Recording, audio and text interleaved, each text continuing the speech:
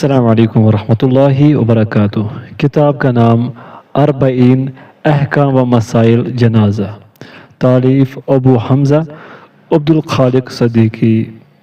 بسم اللہ الرحمن الرحیم۔ ان الحمد للہ نحمده ونستعینه من يهده الله فلا مضل له ومن يضلل فلا هادي له واشهد ان لا اله الا الله وحده لا شريك له وان محمدا عبده ورسوله اما بعد۔ انبیاء علیہم السلام جہاں وصال کرے وہی دفن کیے جائے۔ قال اللہ تعالی انک میت و انہم میتون۔ اللہ تعالیٰ نے ارشاد فرمایا بے شک تو مرنے والا ہے اور بے شک وہ بھی مرنے والے ہیں۔ سورۃ الزمر آیت نمبر 30۔ حدیث نمبر 1۔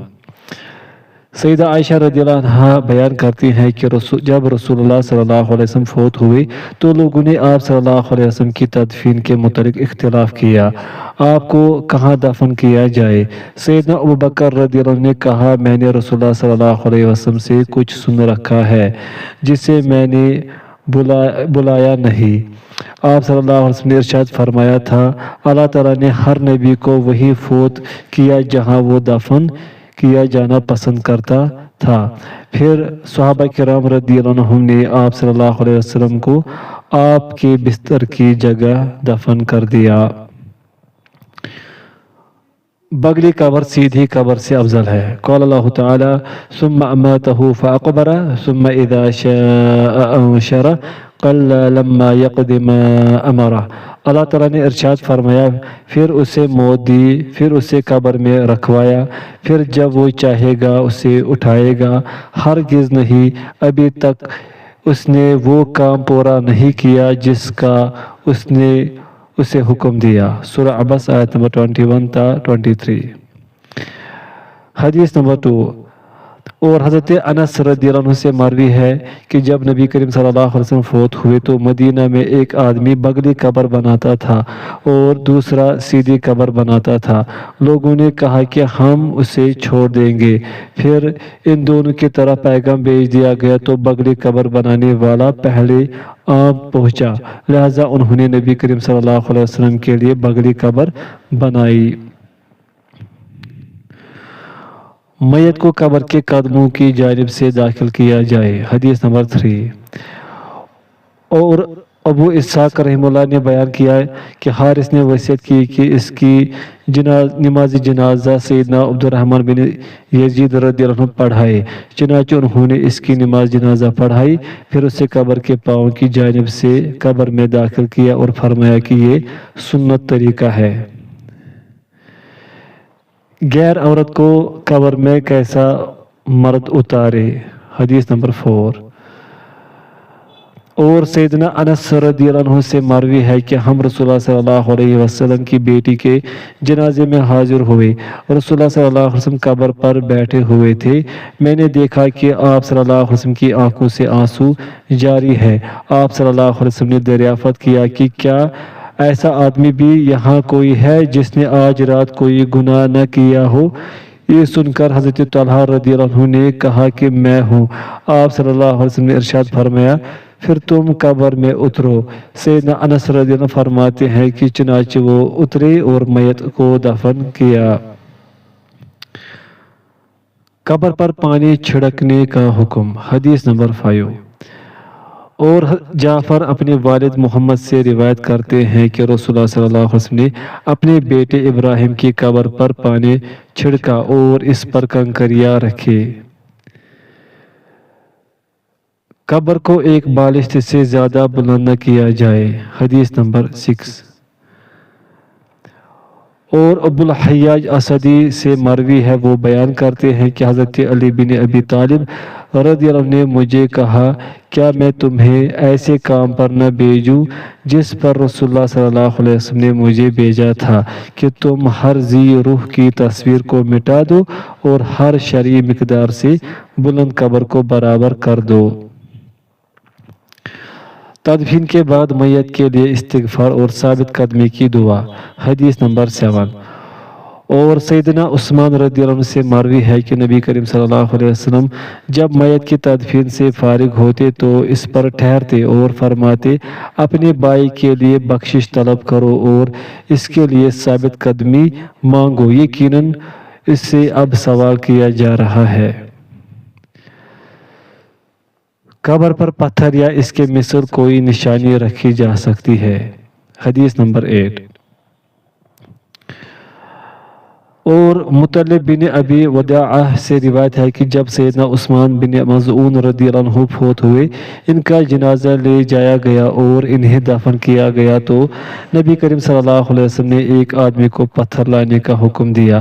جب وہ اسے نہ اٹھا سکا تو نبی صلی اللہ علیہ وسلم نے اپنی آستینوں سے کپڑا اٹھایا، پھر آپ صلی اللہ علیہ وسلم نے پتھر اٹھایا اور عثمان رضی اللہ عنہ کے سر کی جانب رکھ دیا اور ارشاد فرمایا میں اس کے ذریعے اپنے بھائی کی قبر کو پہچانوں گا اور اپنے گھر والوں میں سے فوت ہونے والوں کو اس کے قریب دفن کروں گا۔ میت کو کسی شرعی عذر کی بنا پر قبر سے نکالا جا سکتا ہے۔ حدیث نمبر 9۔ اور حضرت جابر بن عبداللہ رضی اللہ عنہ سے روایت ہے کہ رسول اللہ صلی اللہ علیہ وسلم تشریف لائے تو عبداللہ بن ابی منافق کو اس کی قبر میں ڈالا جا چکا تھا، لیکن آپ صلی اللہ علیہ وسلم کے ارشاد پر اسے قبر سے نکال دیا گیا۔ پھر آپ صلی اللہ علیہ وسلم نے اسے اپنے گھٹنوں پر رکھ کر لعاب دہن میں اس کے منہ میں ڈالا اور اپنا کرتا اسے پہنایا۔ اب اللہ ہی بہتر جانتا ہے، غالباً مرنے کے بعد ایک منافق کے ساتھ اس احسان کی وجہ یہ تھی کہ انہوں نے سیدنا عباس رضی اللہ عنہ کو ایک قمیص پہنائی تھی۔ غزوہ بدر میں جب سیدنا عباس رضی اللہ عنہ مسلمانوں کے قیدی بن کر آئے تھے، سفیان نے بیان کیا کہ ابو ہارون موسیٰ بن ابی عیسیٰ کہتے تھے کہ رسول اللہ صلی اللہ علیہ وسلم کے استعمال میں 2 کرتے تھے۔ عبداللہ کے لڑکے جو مومن مخلص تھے رضی اللہ عنہ نے کہا کہ یا رسول اللہ صلی اللہ علیہ وسلم میرے والد کو آپ وہ قمیص پہنا دیجئے جو آپ کے جسد اطہر کے قریب رہتی ہے۔ سفیان نے کہا لوگ سمجھتے ہیں کہ نبی کریم صلی اللہ علیہ وسلم نے اپنا کرتا اس کے کرتے کے بدل پہنا دیا جو اس نے سیدنا عباس رضی اللہ عنہ کو پہنایا تھا۔ تعزیت کرنا مشروع ہے۔ حدیث نمبر 10۔ اور سیدنا قرہ مزنی رضی اللہ عنہ سے مروی روایت ہے کہ نبی کریم صلی اللہ علیہ وسلم کے ایک ساتھی کا بچہ فوت ہو گیا تو آپ صلی اللہ علیہ وسلم نے اس کی تعزیت کی، پھر ارشاد فرمایا اے فلان تمہیں کون سی چیز زیادہ پسند ہے کہ تم اس بچے کے ذریعے اپنی زندگی کو فائدہ پہنچاؤ، یا کل کو تم جب جنت کے دروازوں میں سے کسی دروازے کے پاس آؤ گے تو اسے وہاں پہلے سے موجود پاؤ گے اور وہ تمہارے لیے اسے جنت کا دروازہ کھولے گا۔ تعزیت کرنے کی فضیلت۔ حدیث نمبر 11۔ اور سیدنا انس رضی اللہ عنہ سے مروی ہے کہ نبی کریم صلی اللہ علیہ وسلم نے ارشاد فرمایا جس نے اپنے کسی مومن بھائی کو مصیبت میں تسلی دی تو اللہ تعالیٰ اسے ایسا سبز لباس پہنائیں گے جس کے ذریعے روز قیامت اس پر رشک کیا جائے گا۔ تعزیت کے مسنون الفاظ۔ حدیث نمبر 12۔ اور حضرت اسامہ بن زید رضی اللہ عنہ نے بیان کیا کہ نبی کریم صلی اللہ علیہ وسلم کی ایک صاحبزادی حضرت زینب رضی اللہ عنہ نے آپ صلی اللہ علیہ وسلم کو اطلاع کرائی کہ میرا ایک لڑکا مرنے کے قریب ہے، اس لیے آپ صلی اللہ علیہ وسلم تشریف لائے۔ آپ صلی اللہ علیہ وسلم نے انہیں سلام کہلوایا اور کہلوایا کہ اللہ تعالیٰ ہی کا سارا مال ہے، جو لے لیا وہ اسی کا تھا اور جو اس نے دیا وہ بھی اسی کا تھا، اور ہر چیز اس کی بارگاہ سے وقت مقررہ پر ہی واقع ہوتی ہے، اس لیے صبر کرو اور اللہ تعالیٰ سے ثواب کی امید رکھو۔ پھر حضرت زینب رضی اللہ عنہ نے قسم دے کر اپنے یہاں بلوا بھیجا۔ اب رسول اللہ صلی اللہ علیہ وسلم جانے کے لیے اٹھے۔ آپ وسلم کے ساتھ سعد بن عبادہ، معاذ بن جبل، ابی بن کعب، زید بن ثابت اور بہت سے دوسرے صحابہ رضی اللہ عنہم بھی تھے۔ بچے کو رسول اللہ صلی اللہ علیہ وسلم کے سامنے پیش کیا گیا جس کی جان کنی کا عالم تھا۔ ابو عثمان نے کہا کہا کہ میرا خیال ہے کہ اسامہ رضی اللہ عنہ نے فرمایا جیسے پرانا مشکیزہ ہوتا ہے اور پانی کے ٹکرانے کی اندر سے آواز ہوتی ہے، اسی طرح جھانکنے کی وقت بچہ کے حلق سے آواز آ رہی تھی۔ یہ دیکھ کر رسول اللہ صلی اللہ علیہ وسلم کی آنکھوں سے آنسو بہہ نکلے۔ سعد رضی اللہ عنہ بول اٹھے کہ یا رسول اللہ یہ رونا کیسا ہے؟ آپ صلی اللہ علیہ وسلم نے ارشاد فرمایا یہ تو اللہ کی رحمت ہے کہ جسے اللہ تعالیٰ نے اپنے نیک بندوں کے دلوں میں رکھا ہے، اور اللہ تعالیٰ بھی اپنے ان رحم دل بندوں پر رحم فرماتا ہے جو دوسروں پر رحم کرتے ہیں۔ میت کے لیے دعائے مغفرت، حدیث نمبر 13۔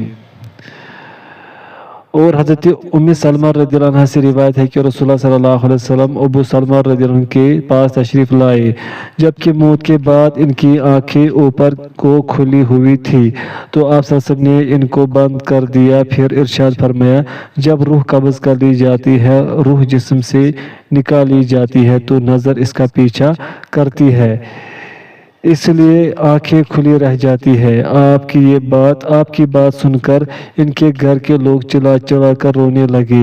رنج اور صدمہ کی حالت میں ان کی زبان سے ایسی باتیں نکلنے لگی جو خود ان کے حق میں بد دعا تھی، تو آپ نے ارشاد فرمایا تم اپنے نفسوں کے حق میں خیر اور بھلائی کی دعا کرو، کیونکہ تم جو کچھ کہہ رہے فرشتے اس پر آمین کہتے ہیں۔ پھر آپ نے خود اس طرح دعا فرمائی اے اللہ ابو سلمہ کی مغفرت فرما اور اپنی ہدایت یافتہ بندوں میں ان کا درجہ بلند فرما اور اس کا جانشین بن جا، اس کے بجائے تو ہی سرپرستی اور نگرانی فرما اس کے پس مندگان کی، اور اے کائنات کے مالک بخش دے ہمیں اور اس کو اور اس کی قبر کو اس کے لیے وسیع اور روشن و منور فرما۔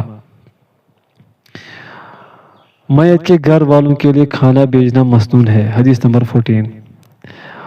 اور سیدنا عبداللہ بن جعفر رضی اللہ عنہ بیان کرتے ہیں کہ جب جعفر بن ابی طالب رضی اللہ عنہ کی خبر شہادت موصول ہوئی تو رسول اللہ صلی اللہ علیہ وسلم نے ارشاد فرمایا جعفر کے گھر والوں کے لیے کھانا تیار کرو، کیونکہ ان کو ایسی تکلیف دہ اطلاع ملی ہے جو انہیں کھانا پکانے سے مشغول رکھے گی۔ قبروں کی زیارت مشروع ہے، حدیث نمبر 15۔ اور سیدنا ابو سعید خدری رضی اللہ عنہ سے مروی ہے کہ رسول اللہ صلی اللہ علیہ وسلم نے ارشاد فرمایا میں نے تمہیں زیارت قبور سے روکا تھا، پس تم قبروں کی زیارت کرو کیونکہ ان میں عبرت ہے، حدیث نمبر 16۔ اور حضرت ابو ہریرہ رضی اللہ عنہ سے مروی ہے کہ رسول اللہ صلی اللہ علیہ وسلم نے ارشاد فرمایا کثرت سے قبروں کی زیارت کرنے والی عورتوں پر اللہ تعالیٰ کی لعنت فرمائے۔ عبرت کے لیے مشرک کی قبر کی زیارت جائز ہے، حدیث نمبر 17۔ اور سیدنا ابو ہریرہ رضی اللہ عنہ سے روایت ہے کہ نبی کریم صلی اللہ علیہ وسلم نے ارشاد فرمایا میں نے اپنے رب تعالیٰ سے اپنی والدہ کے لیے استغفار کرنے کی اجازت طلب کی، لیکن مجھے اس کی اجازت نہیں دی گئی، پھر میں نے اللہ سے اس کی قبر کی زیارت کی اجازت مانگی تو اس نے مجھے اجازت دے دی۔ دوران زیارت اہل قبور کے لیے دعا کی جا سکتی ہے، حدیث نمبر 18۔ اور سیدہ عائشہ رضی اللہ عنہ سے روایت ہے کہ نبی کریم صلی اللہ علیہ وسلم بقیع قبرستان کی طرف تشریف لے جاتے اور ان کے لیے دعا کرتے، پھر سیدہ عائشہ رضی اللہ عنہ نے آپ صلی اللہ علیہ وسلم سے اس کے متعلق دریافت کیا تو آپ صلی اللہ علیہ وسلم نے ارشاد فرمایا بلا شبہ مجھے حکم دیا گیا ہے کہ میں ان کے لیے دعا کروں۔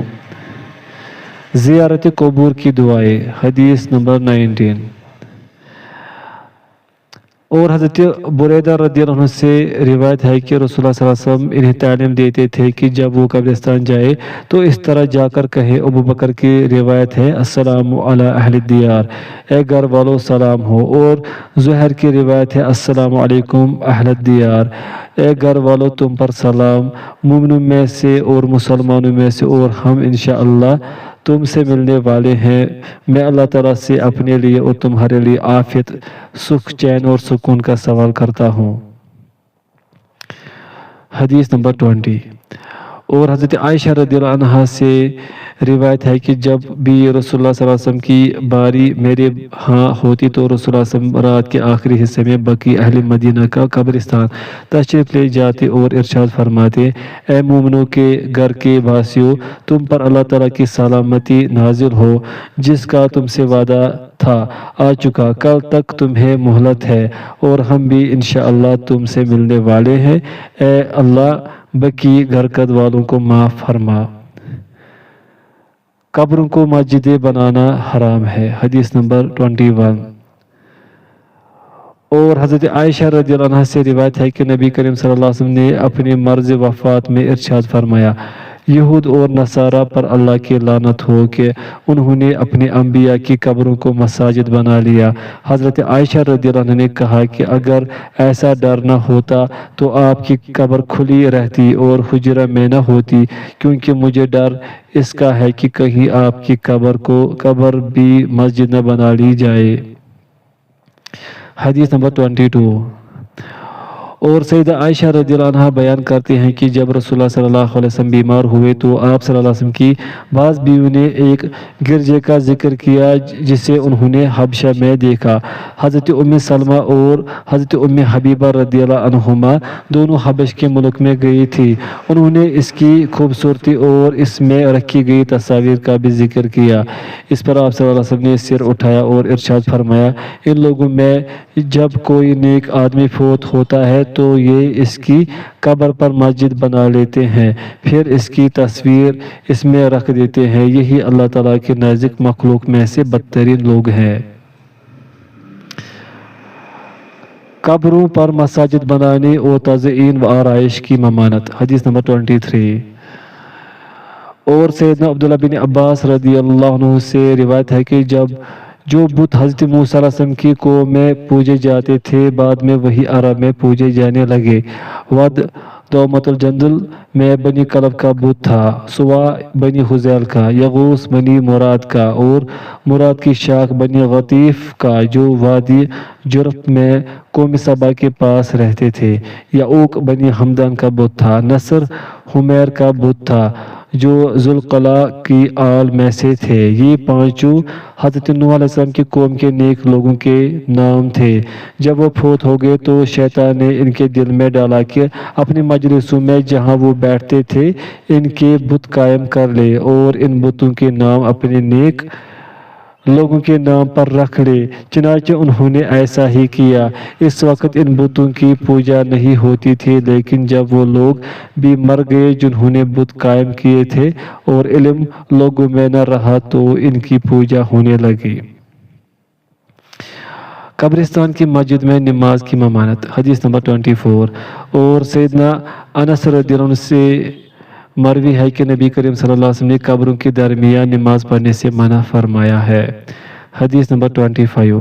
اور سیدنا ابو سعید خدری رضی اللہ عنہ سے روایت ہے کہ رسول اللہ صلی اللہ علیہ وسلم نے ارشاد فرمایا: ساری زمین نماز کی جگہ ہے سوائے قبرستان اور حمام کے، حدیث نمبر 26۔ اور سیدنا ابن عمر رضی اللہ عنہما سے روایت ہے کہ نبی کریم صلی اللہ علیہ وسلم نے ارشاد فرمایا: اپنی نماز کا کچھ حصہ اپنے گھروں میں بھی ادا کیا کرو اور انہیں قبریں مت بناؤ۔ قبروں پر عرس یا میلوں کا اہتمام کرنا، حدیث نمبر 27۔ اور سیدنا ابو ہریرہ رضی اللہ عنہ سے مروی ہے کہ رسول اللہ صلی اللہ علیہ وسلم نے ارشاد فرمایا: میری قبر کو عید مت بنانا۔ روضہ اقدس پر درود و سلام، حدیث نمبر 28۔ اور سیدنا اوس بن اوس رضی اللہ عنہ سے مروی حدیث میں ہے کہ رسول اللہ صلی اللہ علیہ وسلم نے ارشاد فرمایا: تمہارے دنوں میں سب سے افضل دن جمعہ کا ہے، اس میں آدم علیہ السلام کی تخلیق ہوئی، اسی دن سور پھونکا جائے گا، اسی دن قیامت کی بے ہوشی ہوگی، لہذا تم اس دن مجھ پر کثرت سے درود پڑھا کرو کیونکہ تمہارا درود مجھ پر پیش کیا جاتا ہے۔ ایک آدمی نے کہا: اے اللہ کے رسول، جب آپ کا جسد اتھر خاک ہو جائے گا تب ہمارا درود کیسے آپ پر پیش کیا جائے گا، حدیث نمبر 29۔ اور اور سیدنا ابن مسعود رضی اللہ عنہ سے روایت ہے کہ رسول اللہ صلی اللہ علیہ وسلم نے ارشاد فرمایا، بلا شبہ اللہ تعالیٰ کے مقرر کردہ فرشتے زمین میں چلتے پھرتے ہیں اور میری امت کی طرف سے بھیجا ہوا سلام مجھے پہنچاتے ہیں۔ فوت شدہ کے لیے مسلمان کی دعا۔ قال اللہ تعالی والذین جاءوا من بعدهم یقولون ربنا اغفر لنا ولإخواننا الذين سبقونا بالإيمان ولا تجعل في قلوبنا غلا للذين آمنوا ربنا إنك رؤوف رحيم۔ اللہ تعالیٰ نے ارشاد فرمایا، اور ان کے لیے جو ان کے بعد آئے وہ کہتے ہیں، اے ہمارے رب، ہمیں اور ہمارے ان بھائیوں کو بخش دے جنہوں نے ایمان لانے میں ہم سے پہل کی، اور ہمارے دلوں میں ان لوگوں کے لیے کوئی کینہ نہ رکھ جو ایمان لائے۔ اے ہمارے رب، یقیناً تو بے حد شفقت کرنے والا نہایت رحم والا ہے۔ سورۃ الحشر آیت نمبر 10۔ حدیث نمبر 30۔ اور سیدہ ام درداء رضی اللہ عنہ بیان کرتی ہیں کہ رسول اللہ صلی اللہ علیہ وسلم فرمایا کرتے تھے کہ مسلمان آدمی کی وہ دعا قبول ہوتی ہے جو وہ اپنے بھائی کے لیے اس کی پیٹھ کے پیچھے کرتا ہے۔ اس کے سر کے پاس ایک فرشتہ مقرر ہے، جب بھی وہ اپنے بھائی کے لیے دعا کرتا ہے تو مقرر فرشتہ کہتا ہے آمین، اور تجھے بھی اس کی مثل عطا کیا جائے۔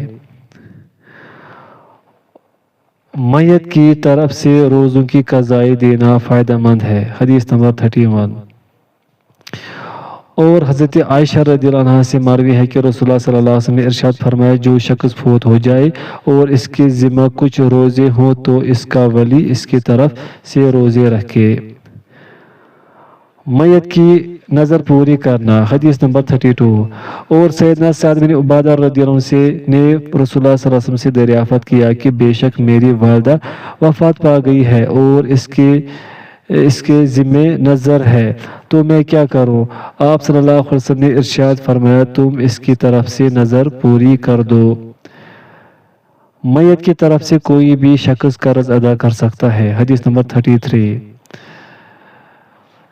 اور حضرت سلمہ بن اکوع رضی اللہ عنہ سے روایت ہے کہ ہم رسول اللہ صلی اللہ علیہ وسلم کی خدمت میں موجود تھے کہ ایک جنازہ لایا گیا۔ لوگوں نے آپ صلی اللہ علیہ وسلم سے عرض کیا کہ اس کی نماز پڑھا دیجئے۔ اس پر آپ صلی اللہ علیہ وسلم نے پوچھا، کیا اس پر قرض ہے؟ لوگوں نے بتایا کہ نہیں، کوئی قرض نہیں۔ آپ صلی اللہ علیہ وسلم نے دریافت فرمایا، میت نے کچھ مال بھی چھوڑا ہے؟ لوگوں نے عرض کیا کہ کوئی مال نہیں چھوڑا۔ آپ صلی اللہ علیہ وسلم نے اس کی نماز جنازہ پڑھا دی۔